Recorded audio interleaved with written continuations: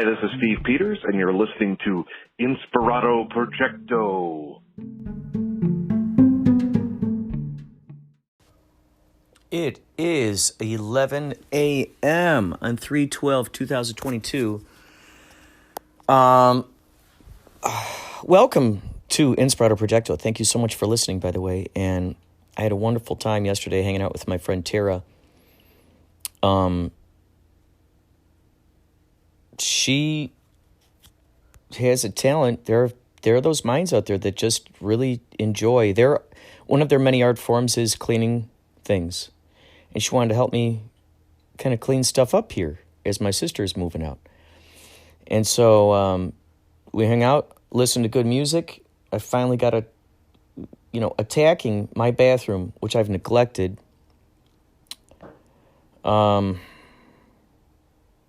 Pretty much since the beginning of quarantine. I don't know if I ever said this on my podcast or not, but my little buddy Gonzo died. I think I probably said this. He died at the beginning of quarantine, and I'd see his little paws were up on the bathtub. I'd see his little paw prints, and I was so hesitant to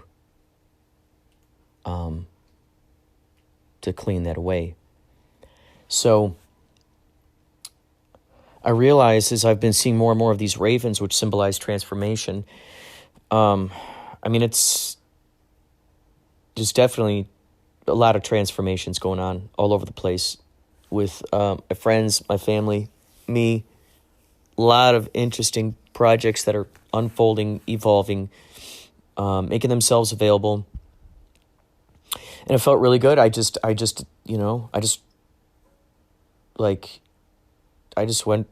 crazy, and it was what I needed. You never realize just how much your environment is tied to your own mental, I don't want to say stability, but it makes sense. Like, I just keep hearing the message, cleanliness is next to godliness. I keep hearing that message. It just keeps popping up over and over and over and over again through all these different avenues. And I'm like, okay, the universe is telling me something. And I realized that when Tara said, hey, can I, come over and help you clean? And I was like, I realized that the universe was presenting me with this gift of like, look, you've been putting this off, now you're going to have to start doing this. Here you go. And this is the gentle approach, universe gently nudges you, gently nudges you. And then all of a sudden, the nudges get a little bit more, noticeable. And so if we just pay attention to those signs early on, it's like the rattle, little ting, ting, ting, ting that's going on in the car. And you go, maybe it's time for me to go check that out now before it steamrolls. Which, by the way, I saw this great video on TikTok, and I loved it because I'm always using this analogy of the snowball. You got one little snowflake that'll just melt if you just sit there. But then you get another one. You got a snowball, and then you roll the snowball down the hill, and it rolls and rolls. This was something really cool on TikTok, how they said, look, I've only seen this before on cartoons. And they rolled the snowball right down the hill, and you saw it. It was picking it up. My God, it was amazing. It was like it turned into a wheel, like a tire. It's incredible. And you could just imagine this thing would just gain more and more momentum. It would just gain more and more momentum. Wow. Yeah, it started with a little snowball. So these things, these momentums go in all kinds of, as Vadim Zeland talks about in his books, Reality Transurfing, he talks about the pendulum. You're swinging a pendulum in a direction. A revelation struck me. I think it was St. Thomas Aquinas. Was it? Let's check. Let's check this resource. I remember it being attributed to him.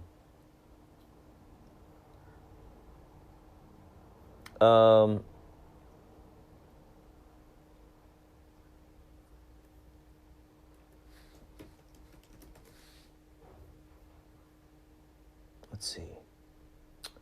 What? Someone told me a long time ago that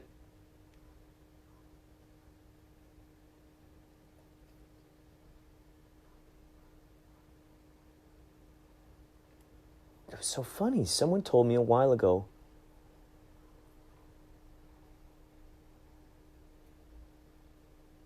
that they said St. Thomas Aquinas was attributed to the quote of saying that when a cat is purring, it is purring. Its purring is a sign of pure enjoyment, pure satisfaction, pure love, pure just, all those great things, the things that are on the high vibration scale, And so, that had popped into my brain because I was just laying with the cats, and I like to call it the purr tunnel. If I lay between the two of them and they both purr up a storm and I just lay in between them, I'm like, oh man, this is great. So I've frequently thought about just that idea of like, wow, the cats, the universe places the cats into our lives. Here the cats are just this natural unfolding of just pure senses. They could care less about billboards. They don't care about keeping up with the Joneses. They don't care about any of the material stuff. They are just pure unfolding, pure language of the universe. And so when they're purring and they're plugged into that pure enjoyment, that's why they say that, the frequency of a cat's purr is so healing. And that's probably why. It's a reminder of the fact that we are these infinite beings, that we are source. We're these, pure from source, infinite. And so when a cat is purring, it's reminding us of that infinity, of that infinite, patience, I suppose, but really just contentment. Patience denotes restrainment. Patience denotes, so look, there are those ravens again. Now there are 3 of them. It just flew past my window and then off it went, way off in the distance. But it's funny because I don't feel like they're very far away from me at any time. Like I'll see them flying way over there, but I feel like they're staying like in my region or something. It's really cool. So yeah, I think that's why the cats are here, to remind us of that, just calmness. That's meditation right there. How do I meditate? Go pet a cat. That's how you meditate. If you're enjoying the natural unfolding of what's going on, the natural process of what's happening, then there's no need for, I gotta be patient. Oh my gosh, I'm so bored. No. Boredom. What does boredom come from? Oh, you better entertain me. That's a sign of addiction, really. If I want to go down that rabbit hole trail. Boredom is the shadow side of addiction. Addiction to what? TV or something. I'm bored. What are you bored with? I need someone to entertain me. Well, become your own entertainment. When you become your own entertainment and you appreciate your own ideas and your own thoughts and you just get a kick out of those ideas and you love them, you can be humble and love your stuff. Love what's going on. You don't have to rub anything in anybody's faces. Nobody is required to intentionally make anybody feel jealous of what they're doing. There's no need for having that additional feeling of like, oh, they're jealous. Like there's no need for that. If you're just doing what you're doing and you love it, there's no need for looking around to see if anyone else is watching what you're doing. That's when you know you're in pure enjoyment, when you're doing what you're doing because you love it and you enjoy doing it.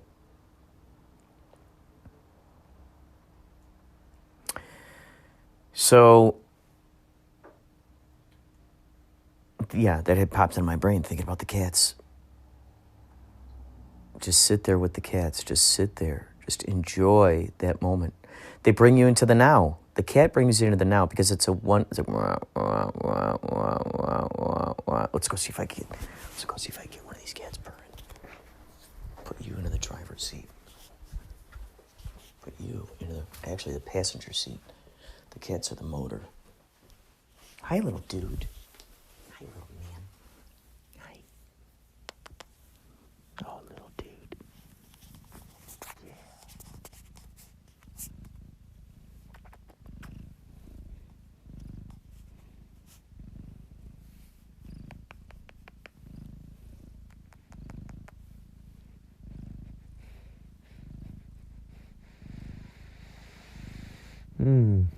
Just the smell of that fur. It's pure nature. Kisses under the chin.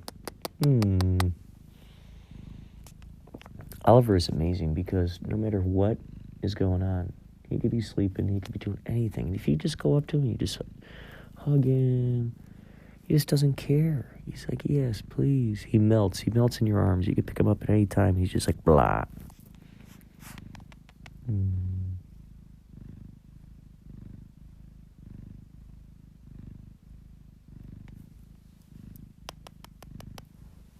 See, isn't that relaxing? Isn't that relaxing? You know? Just spending time with the cat. Just being there with the cat. They remind us of that. Just be. You don't have to impress anyone. You don't have to get, oh, they got my goat. You don't got to get anybody's goat.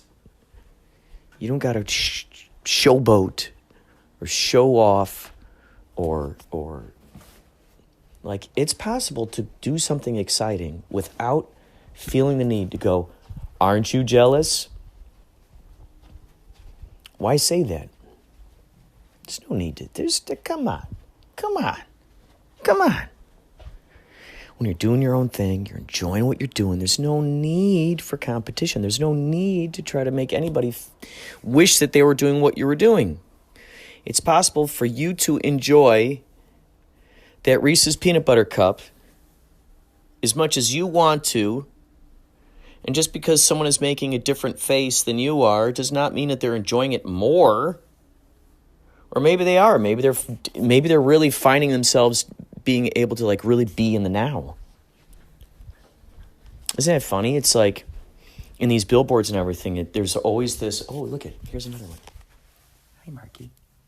Hey, Marky. Let's see if we get Marky. He's the motor. He's the big motor. Hi, Marky. Hi. Yeah. He's the big motor. He's the big motor. He's the big motor.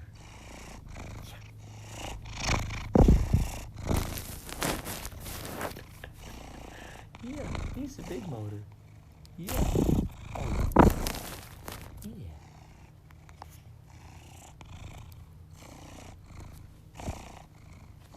Isn't that interesting? Look at, they just have a little love, a little of attention, a little bit of attention, and then they're so happy. They're just so happy. They're just so happy. Wow. Wow. Get yourself a cat, if you can. Yeah, and I would suggest get an adult cat. Get one from a shelter. Get a cat from a shelter. One that really, really just deserves a good home. Deserves someone to love them. Shelters. Go shelters all the way, 100% of the time. Every time. There's just so many of these animals that are out there. Animals, your pets should not be like trophies. They should be companions. That's really what they are. They're companions.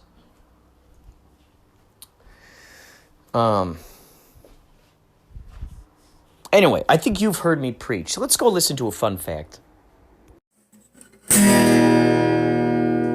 Here's your fun fact. The proper name for a group of cats is a clouder. A group of kittens is called a Kindle. I wonder what Amazon thinks of that. Anyway, stay tuned to Inspirado Projecto for more fun facts.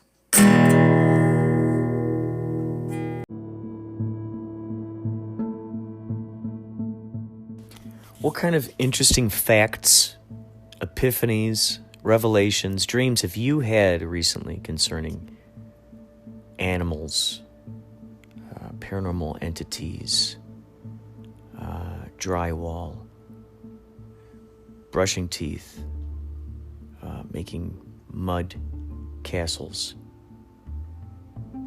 etc. and so forth? Call the hotline. It's a voicemail, 561-203-9179. Leave a message on there.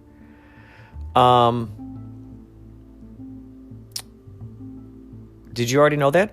That fun fact that Henry D. Horst just told you about? Did you already know about that? If so, let me know.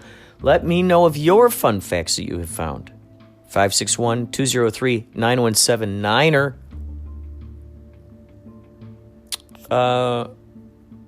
And now, another curious call.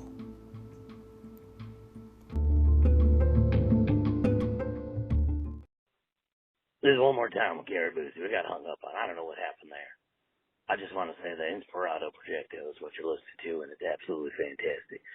What I say is Buddy Holly 2. All right, think about it. The Buddy Holly story, part 2. He's up right at the plane crash, but he lives. Buddy Holly lives. And he ends up singing karaoke. Singing a little karaoke with the Holly crew. That's what happens. What do you think of that? What do you think of that? Call Mel Gibson. All right. I'm Gary Busey, Inspirado Projecto. Gary Busey. I gotta go fight the resistance. I gotta go fight the resistance to cocaine. Don't do it.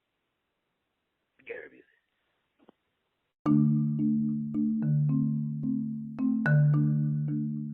I'm truly honored that I'm getting these kinds of phone calls from all kinds of shapes, sizes, intelligentsias, actors, writers, dreamers, hippies, easy riders. You catch my drift, babe? You catch my drift here? Wowzers, Gary Busey. Well, I'm heating up a fresh cup of coffee in your honor, Gary Busey, because I know that you are a sober young man. Wow. You know, I met you, Mr. Busey. I actually met you at a cast party one time. Actually, I was an extra in a movie that you were in, and I also met you at the cast party. I don't know if you'll remember this, but, oh gosh, what was the name of this? My buddy T had put it together, and my buddy Lawrence had invited me to come out and be a part of this. I think my buddy Crafty was doing it as well. And the scene was at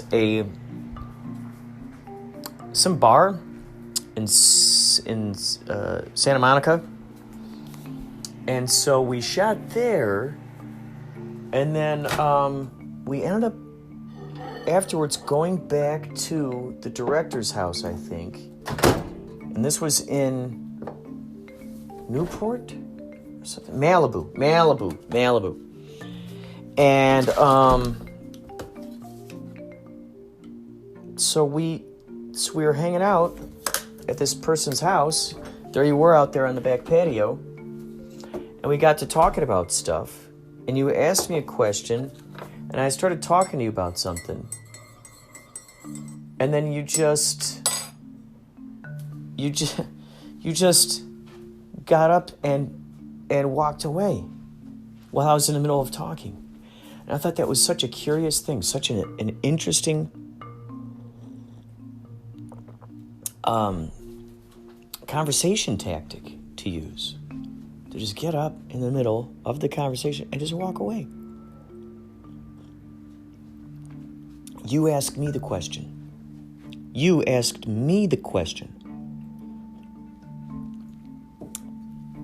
I didn't just come up and start talking to you.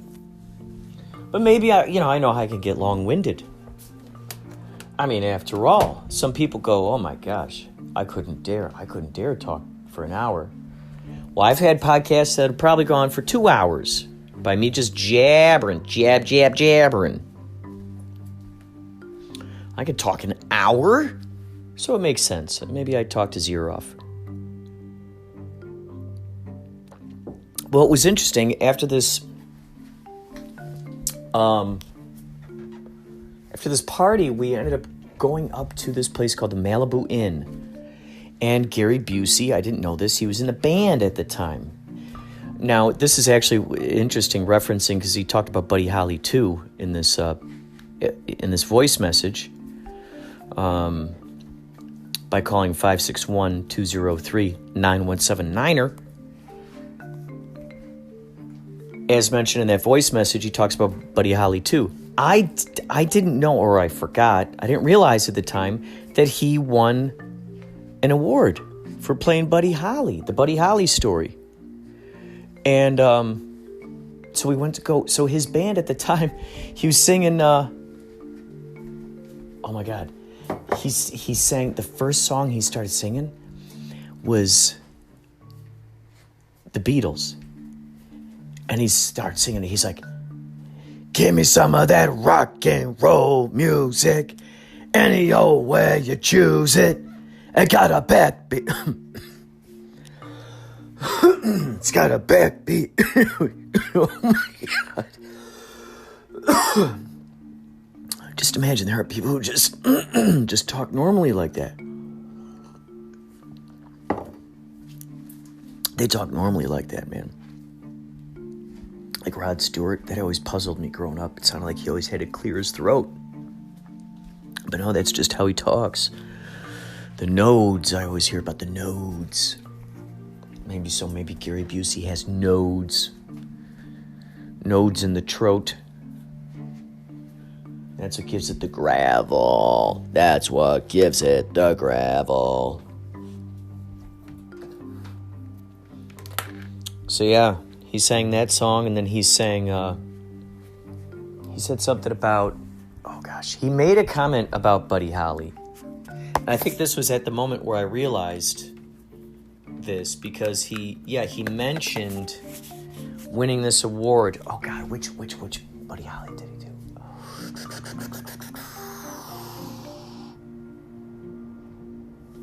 Oh gosh, I forgot. But there's a particular Buddy Holly song that he ended up singing while he was there. So yeah, that's my Gary Busey story. So this is really cool that he happened to call in. So thank you, Gary. Thank you. Hello, Kurt. It's Maria. I just wanted to tell you how much I wish I could go up to Northern California to see Yachtly Crew play. Wow. Napa and everything. How fun is that? Oh my gosh. I love watching your TikTok videos too, by the way. Oh yes. You're causing giggles over here. Keep doing your thing. I'm so glad you're doing well. And I'll talk to you soon. I'm glad you're still podcasting in between all your craziness. Okay, bye.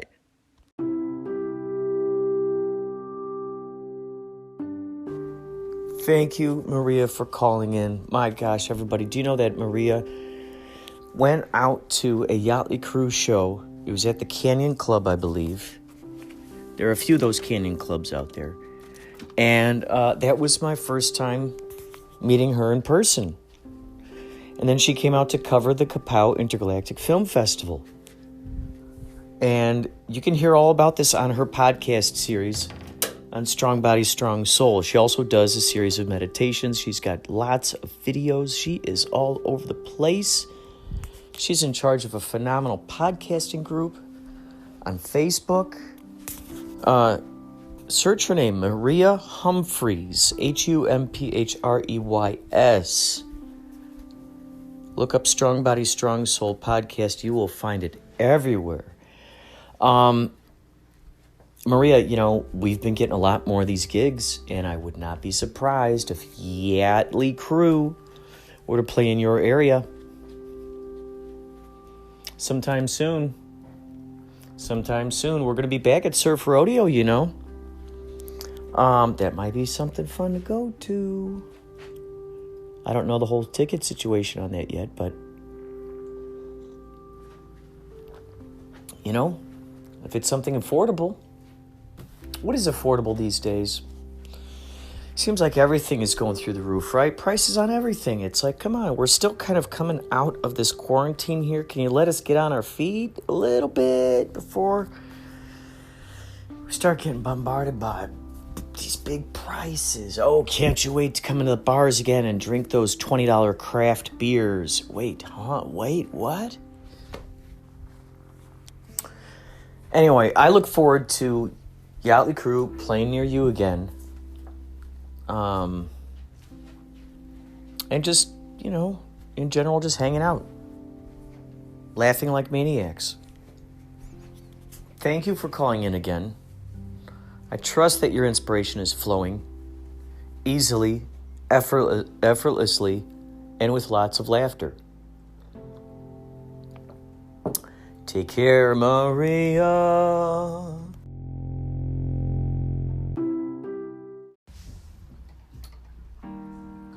I'm in the bus alone.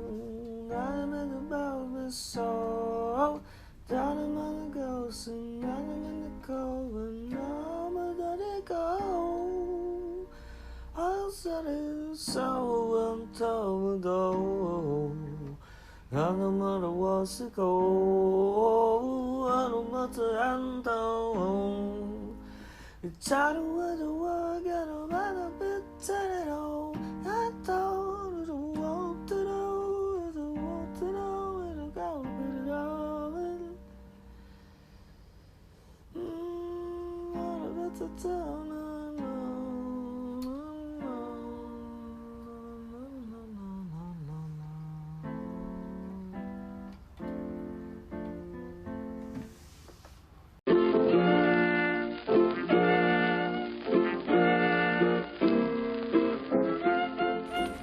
A while ago, back when I was going to College of DuPage, which, by the way, College of DuPage is the same place where John and Jim Belushi went growing up.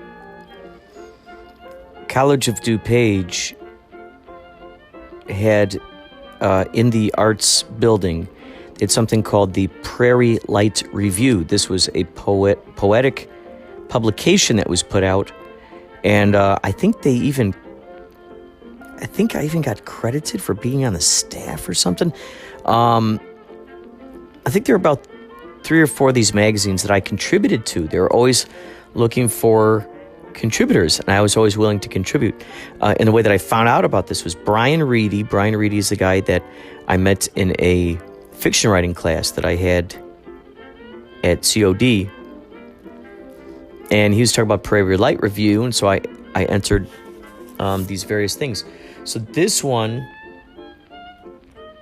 COD has scanned these and put them up online, and it's really cool because I forgot that these were up here. So here it is, the Prairie Light Review, Volume 14, Number 3, Article 22, Summer, 8/1/1995. And here we go. This is called Fun for the Family. Fun for the Family. Here it is, my friend, Pez, my long-lost friend. How long has it been hidden away? 3 years? More? In dusty drawer, under some old love letters. It's rather ironic. Though even while being hidden away in the dusty drawer, somehow it had the chance to visit China, Hungary, Yugoslavia. Pez is my vitamins, my drug. Every few moments I need my fix. When I eat them, I get cavities. How must I pay for all these dentist bills? Maybe I can give them Pez instead of money? Then my dentist will get cavities. Pez likes to live in plastic machines. Astronauts in a rocket ship. 12 bullets in a gun. A clam in a shell. Underwear in a drawer. Sardines in a jar. Feet in shoes. Pirates on a ship. Squirrels in a tree. Why does Pez only come in 3 colors? Grape, lemon, orange? Oh well, I guess Pez is simple and predictable in many ways, but completely mysterious in others. Goodbye, Pez. So you could tell I probably had gotten Pez for a Christmas present. Or even a birthday. So here we go. We're going to... This one is called The Pianist. Now, the way that you read this, it is an anagram, if you will.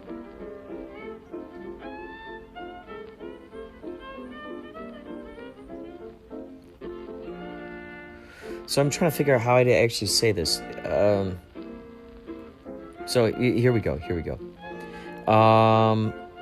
Volume 14, number 1, Seasonal Dreams. That must have been the name of it. Article 53, Fall, 12/1/1994, The Pianist, by Kurt Clendenin. Watches closely from backstage as the crowd enters the auditorium. Open-mouthed, he peers through his eyebrows at the beautiful lady in the front row. She's a magnet, carefully sculpted from epitome of fascination. The nightingale's name is Ginger, his wife. The lights slowly dim, the crowd quiets down, and the familiar nervous tick arrives on his lip just as he neatly sits himself on the wooden stool in front of the grand piano. Lights slowly come back on. The crowd applauds. He cracks his fingers, then gently sets them on the correct keys. Many eyebrows raise in anticipation as he flips a sheet of music. An awesome thing happens. His fingers instantaneously wriggle in a dynamic James Brown-like boogie across the keyboard, an excitability normally only found in small, hyperactive children. Each uniformed note emanates through the auditorium with meat cleaver's sharp clarity. He can't hear one iota, so when he makes a mistake, it's easy to forgive himself and keep going. After other various famous pieces have been performed, he wipes the sweat from his forehead with his sleeve and stands up exhausted. The audience standingly ovatiates him. He turns to look at his radiant wife, an isolated sculpture in an ultraviolet garden, then leaves the stage. That was on page 55. So if you look at the way that it's written, it's Wolfgang Amadeus Mozart. Those are the key letters that start off each of these particular lines. Let's see. This can't be the only one. I know there's got to be. Oh, maybe they, ooh. Let's see. Oh, here we go.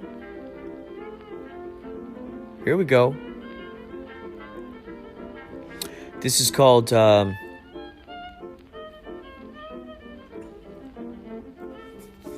Cares About the Martians? Why is Her Head So Big? Volume 16, number 1, Article 32, Winter, 3/1/1996. Who Cares About the Martians? Why is Her Head So Big? By Kurt Clendenin. Yes, you could say Sally has a fairly large head. Last Friday, 50 witnesses in a small town saw a spaceship land on top of it while she stood fishing at the end of a pier in Madison, Wisconsin. A little metal hatch opened up on the side of the spaceship, and 7 blue 10-inch tall Martians holding wooden spoons stepped out. The crowd stared in wonderment. Sally continued fishing. Bait, cast, catch, unhook, throw back. The small blue Martians spoke in unison like a barbershop quartet singing on a street corner. Take me to your leader. The crowd gasped as Jim Bob, the local one-armed paperboy, stepped out from the crowd and stated, We ain't got no leaders round here, sir. Except maybe the ice cream man, Mr. Bonaparte, and he ain't closer than another several miles or so. Sally continued. Bait, cast, catch, unhook, throw back. The small blue Martian spoke again. Take me to your ice cream. A confused look formed on their faces as Officer Jim John, the local deputy and police chief, stepped from the crowd with his hands out in front of him and said, Just tell us what you want, little buddies. No, nobody's gonna get hurt. Just tell us what you're doing here, and everything will go, as Grandma used to say, smooth as butter. Sally still continued. Bait, cast, catch, unhook, throw back. A pondering look formed on the faces of the blue Martians, and, in complete unification, started beating Sally on her head with their little wooden spoons. A petrified expression formed on the crowd's faces as they all took an immediate step backwards.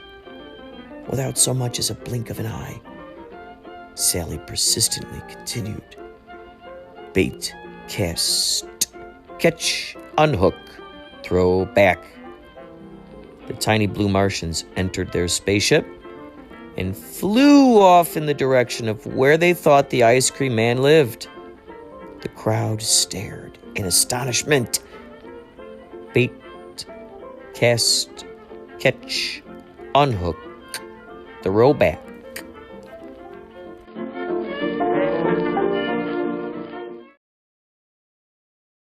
This is Atlas the Dragon. I am calling once more in behalf of Nonchalance and Burrell's Bridge Society. I am here in Crossville, Tennessee, and I have found something absolutely magnificent. Find your way. It's not hard. All you have to do is look inside. Remember, you're listening to Inspirado Projecto.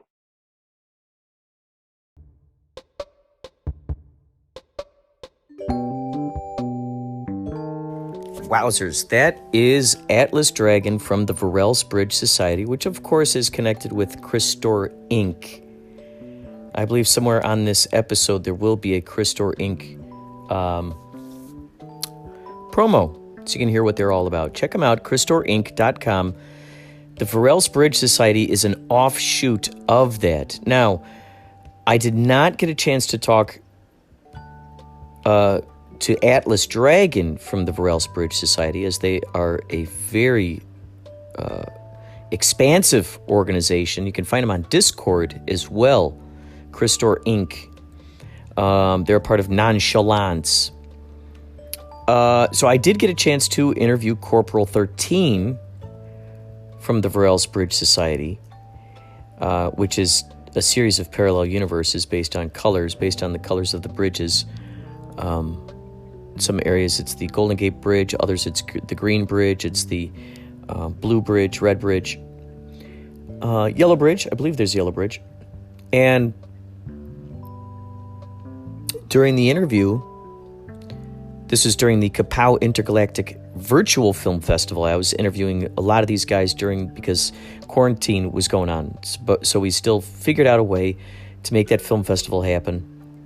And we did it through a thing called Filmocracy, and then we figured out how to use Twitch finally, and then we figured out how to integrate that with Zoom. Oh my gosh, it was a crazy process. However, we figured out how to do it, and I had this interview with these two wise guys. The second one was Hugh from Kriz Torch. Kriz Torch is the rival company of Crystor. And Kriz Torch was on that phone call. They hacked in. They are so Crystor, Varels Bridge Society. They are all a part of, I would say the big umbrella is Nonchalance, and these are all sort of offshoots of it. They all belong in the same world to various degrees. Dispatches from elsewhere which was on AMC. I also interviewed Spencer McCall on a number of podcasts. Spencer McCall is the man who created the Institute, based on the Jejun Institute, which was happening in San Francisco. There was a great documentary out about that, the Institute. Check it out. He directed it. I always wondered about him, and I always wanted to meet him. And wouldn't you know, while I was doing Kapow Intergalactic Film Festival, this is before the quarantine, he ended up sending in a play that he had an idea for. But he put it together. It was a musical based on Christmas Carol meets 9/11. And so he did it in sort of like a cartoon format and sent that to us. And I go, wait a second, this guy worked on Institute. So I immediately got a hold of him and I interviewed him. I was able to talk to Wiley Herman, who's largely responsible for Christor Inc. So the Jejun Institute is also, they're a part of Nonchalance.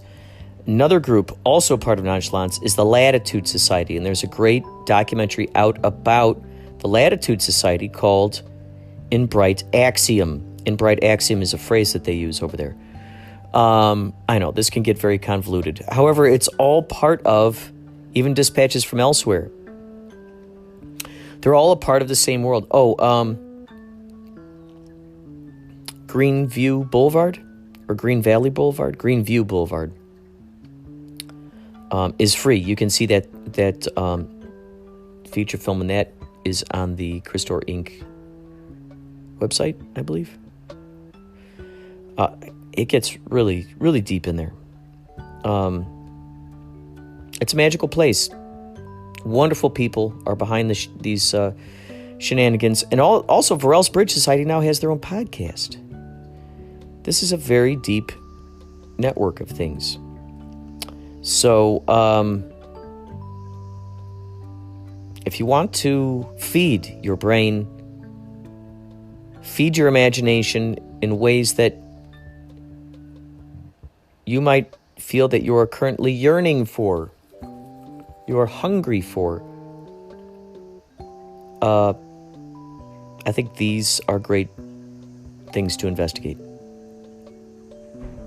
Let's see. Who do we got next here? It seems like, I think we have a phone call coming in here. I think we have another phone call. Oh, I know who we got here. Hold on to your horses. By the way, you're listening to Inspirado Projecto. Should you ever decide to call into the hotline, call 561-203-9179, 561-203-9179, or call the hotline, leave a strange message. Leave an authentic message, leave an imaginative message. It's up to you. Is there a cryptid sighting? I want to hear all about it. Let me hear about it. Because I want to share what you're doing with the next person that listens to this podcast. Thank you. Oh, man. It's 7:22. It's right now March 14th. And I just learned from my mom that they're trying to figure out why little Dylan was not acting himself and just kind of hiding a lot and stuff. Dylan is the cat. In my past podcast episode, I drove my mom. My mom moved out to Nashville area with my brother, my sister-in-law. She moved out to that area, and I have a podcast episode where I took her car from Villa Park, Illinois, and drove her cat, Dylan, out across the country with a series of updates. Driving the car, out to Nashville area. And so little Dylan, sweet little Dylan, I have a TikTok of him, sweet little Dylan. My mom took him into the vet. She found out that he has cancer. So she's got to take him in tomorrow to put him to sleep. And, oh, man, it's just never an easy thing. who you hear me purring right here, this is Marky. Marky and Oliver make guest appearances on the podcast every once in a while. I want to try to do a lot more because my sister is going to be taking these guys out of here to go live with her and her fiancé. But these two guys, Oliver and Marky, used to live with my mom and sister back in the Chicagoland area for a time when they were living together. So they're living with my mom's cat, Dylan, and then Jenny's cats, Oliver and Marky, these little guys. So they got to put them to sleep.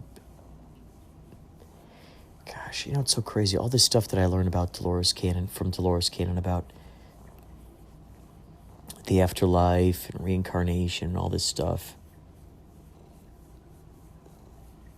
It would just be so interesting to know if you can make an agreement with your pet that when they transition into their new reincarnation, could they please find us and make us aware of this? I mean, wouldn't that be great if you're walking down the street and your first cat from when you were a little kid is now reincarnated as this person, and the person comes up to you, starts telling you all this stuff about how they were your cat? There's this really cool movie that I saw with a guy who is really close to his grandma. Really close to his grandma. And before she dies, they both believe in reincarnation. Before she dies, they come up with this really intricate, extraordinary handshake. So, when they reincarnate into a future life, when she dies or he dies and they reincarnate into another life, they'll be able to tell each other by that handshake. They'll be able to look at that and go, oh, that's Grandma. Wouldn't that be great to make that pact with your animals? And your loved ones, too, before they pass, before they transition into the next stage.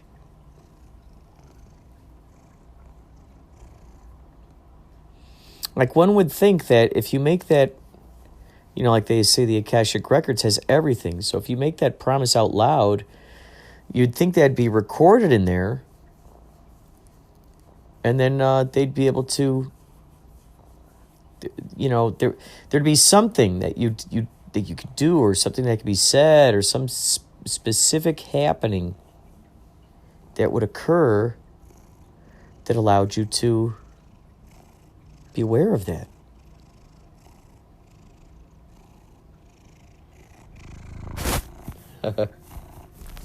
You're so cool, dude. He's laying on my chest. Once I started listening to my mom tell me about this story about little Dylan, I just started, oh man, just not feeling good, crying.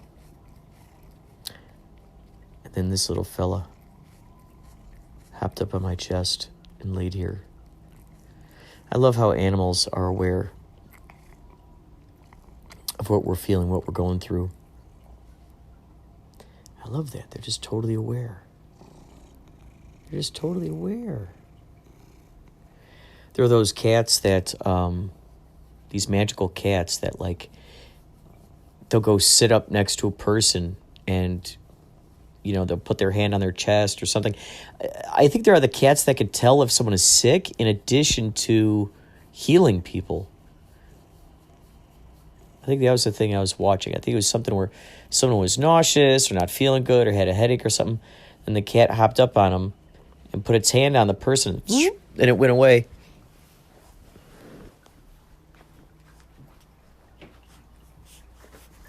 These cats have got me so trained that they could just walk over here into the kitchen and just stand there. And then just look at me. They don't even have to meow or anything. They just come into the kitchen, they sit here, and then they just look up at me. All right, you know what you're supposed to do. You know what's next. You know what we're here for. Oh my God. So I have some of their food already in dry. You know, they like to munch on their dry food every once in a while. So throughout the day, I mean, I don't know how many times this happens, but throughout the day, the vet told us that Marky's like a real life Garfield. He told us that he's like, yeah, Marky is like the equivalent of if you were like 300 pounds. And I'm like, whoa, okay. It's hard to not feed Marky. Because he starts doing, I call him Marky. He's so cute. He looks at you with these big eyes. And then he marches in place. His little feet. He goes, boop, boop, boop, boop. One little foot to the other foot. He's just like, beep, beep, beep, hey. It's like he's kneading the dough. Hey. My gosh. Just so adorable. You want this? You want that? Let's see if we can get a close-up of Oliver eating.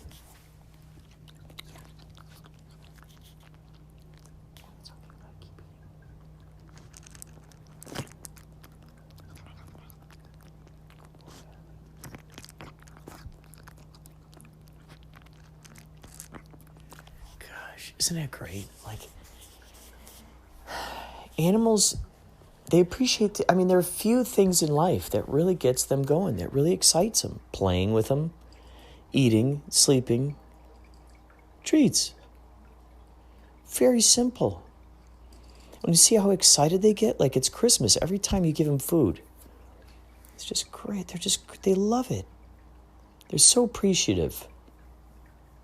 That's the other great thing about animals. Is that they're showing you the root authenticity. Being content where they're at. Loving the affection. Returning the affection. Listening to you. You know, just being. And appreciating the simplest things in life. How cool is that? Hey, bro. After having done an episode on obsolescence, I figured I'm going to do a regular, kind of monthly episode on obsolete technology and man's struggle to keep up with technology. What are your thoughts about obsolete tech, obsolescence? Do you need to upgrade? Do you not want to upgrade? What's the struggles of upgrading? Like my Apple Watch that doesn't work on new phones, but it works on older iPhone, so it's already considered vintage. And Apple just said that certain iPhones are vintage. I think Apple 6 Plus are vintage. So you have all this stuff's obsolete. Do you keep it? Do you throw it into a landfill? Do you try to keep being environmentally conscious? What are your thoughts about obsolete tech? You're listening to Man Behind the Machine on Inspirado Projecto. Man behind the machine. Is he a man? Is he a machine? I don't know, but I like his show. I just made up that theme song for you. You know, now you're giving me ideas of like a sci-fi where there's a robot who goes obsolete, obsolete, obsolete. Maybe it says obsolete 3 times, and then if it's like you got to put in a passcode. Otherwise, then it goes obsolete, obsolete, obsolete, delete, obsolete, delete. And once it's in that stage, you're like, oh no, this thing is going to go haywire. It's so interesting. I try to keep the phones and stuff that I have because I realize, man, very few times, and I need to get into this habit more. I need to migrate this stuff over from my phone onto my computer, onto a hard drive. I need to do more of that. So my files are kept in more than one spot because I've got phones that still have a lot of data, a lot of movies and stuff that's shot on them that I want to be able to move over. And so, heck, I've got phones that still have phone numbers on them that for some reason were just not able to be transferred over. And I always think that, like, if I keep these phones, those are extra cameras. So let's say if I shoot movies or something, I got 4 cameras I could set up and shoot at once. And me saying this out loud, I think it's always important. It's always important for me to hear myself say this stuff out loud, because then I'm reassured and reaffirmed in the fact that it's like, oh, okay, huh. That's something to use. It's interesting because, vintage, it's such a funny word, isn't it? Or retro. Ooh, that's retro. I was just telling someone it doesn't feel like the 80s was that long ago. It's so weird. The 80s to me right now is like the 60s of when I was a young kid, and I'd hear my mom and dad talk about the 60s. Like, that's the 80s right now for the kids. It's like, what the heck? That must sound like so old. Oh my gosh. But what's so interesting is that as we've seen, you stick around. That's what's funny. The longer you stick around, the more you'll see these old fashions come back. We always see that. I mean, heck, now there are those consoles that you can get, just like you were talking about in one of those other episodes. You're talking about the cool, like, handheld little arcade. I remember my friend had that, the Pac-Man one. If it's the same one that you have that I'm thinking of, and it's like, I don't know. It's like a little game. And I loved that. I always wanted one of those things. I was just fascinated by that. Anytime I went over to my buddy's house and he had it, I was like, oh, I got to play this. This is before I think the Atari 2600 happened. I can't remember if we had it by then or not. But yeah, obsolete stuff, that's what's tricky. You'd hope that with whatever new incarnations there are of a thing, you'd hope that they'd sort of, quote, grandfather in, unquote, your technology. You'd hope. I'd hope. That's what they'd do. Just because that's what I would do if I had a company like that. I'd be like, yeah, we're considering you. Why not? Why should I shut you off out of here entirely to punish you for not upgrading to this latest, $1,300 phone or whatever? I like the good old days when things seem to last longer. So I like to try to push those boundaries, I think. Just see how far can I push the technology? Not like, oh yeah, man, make it try to handle a whole lot of crazy stuff, but just see okay, how long, I believe in this thing's ability to keep going. I don't like the idea that there's something called planned obsolescence.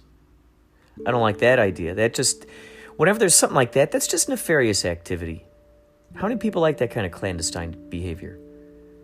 If you were to say, oh, one of your family members is doing this is what's going on. One of your lover, your friends, your neighbors, your coworkers, this is what they're doing to you. This is what they're doing to your family. This is what they're doing. Do you agree with that? Do you like that? It's interesting when we take certain concepts and we go, and we zero it in down more into a very personal level, one-on-one type of thing. It's like, whoa.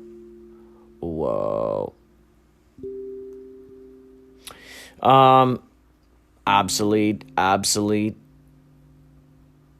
I prefer laptops that still have a CD player in it. Call me crazy. Why not? Why take it out? Just leave it in there. Come on, guys. If I want a laptop, I want the CD player. I want to be able to play DVDs in this thing. Which, by the way, I'm curious. If you have noticed that the music on iTunes sounds different than the music that you remember hearing on the cassettes, on the CDs, on the records, they're doing something, man. They're calling it remastering, but I think they're alternate takes. Something is telling me. They're cracking in there. Because I'm noticing... I want to do an investigation into these original tapes. I still have some cassette tapes. And CDs too. So that might be something interesting to test. Because the last thing I want is for them to replace... Because imagine these new kids coming into the world and they hear they hear iTunes, Apple, Spotify, or Amazon, Spotify, whatever. And they hear these different versions of these songs. To them, that's what that song sounds like. But we know better, don't we? So now what? We don't get to share in that true, actual, real life, actual vibe that was stamped into that original song. It's now been altered.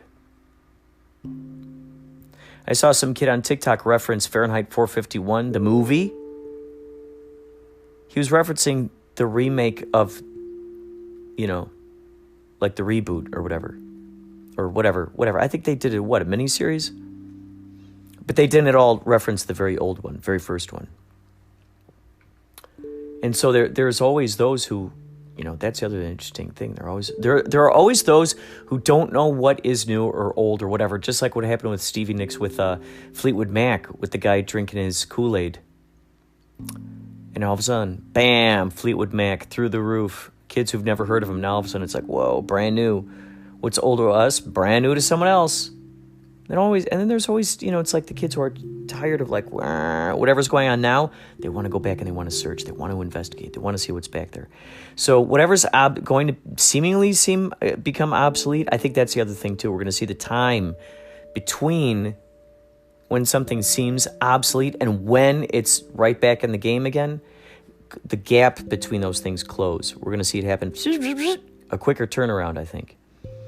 Because we're running out of directions for where there was innovation. You'll see people dip right back into the 60s, bam, into the 70s, bam, into the 80s. I'm seeing a big upsurgence in 80s. Now, then, someone's going to go 90s. What does 2000s mean to you, So, and then we're going to go dip back down into the 30s and the 20s, and who knows? Maybe it's going to get very medieval for a time, very renaissanceical. Maybe we'll see people dressed like, the bards, the jesters, more princesses, more kings, more knights, more people wearing armor, chainmail. Who knows? Maybe it'll become a trend for ladies to start wearing that chastity belt. Obsolete. Thank you, man behind the machine.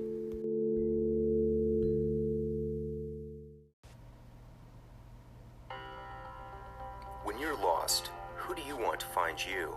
In what form does this creature manifest? And at what time in the night does he come for you? Every year, millions of hardworking Americans experience cosmic encounters with moderate to severe disorientation. Cristor can help.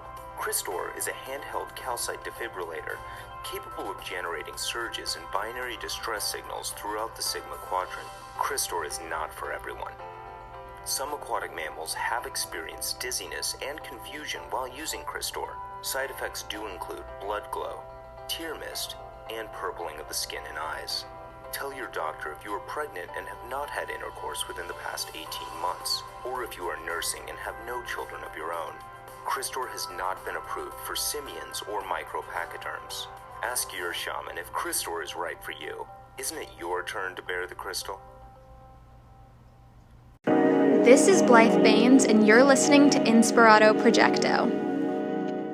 It's a face palm, a bomb of calm, like a napalm bomb. It's a face palm, crumbly malm of loamy alms. And how soon do you think you to do it again? It's a face palm, here it come, alms playing Brahms on prom. And how soon do you think you to do it again? Have the homes from Guam to the cable comes. Are the rom diatoms glom in their moms? It's a face palm, the book of psalms and rhymes and rums. And how soon do you think you'll do it again?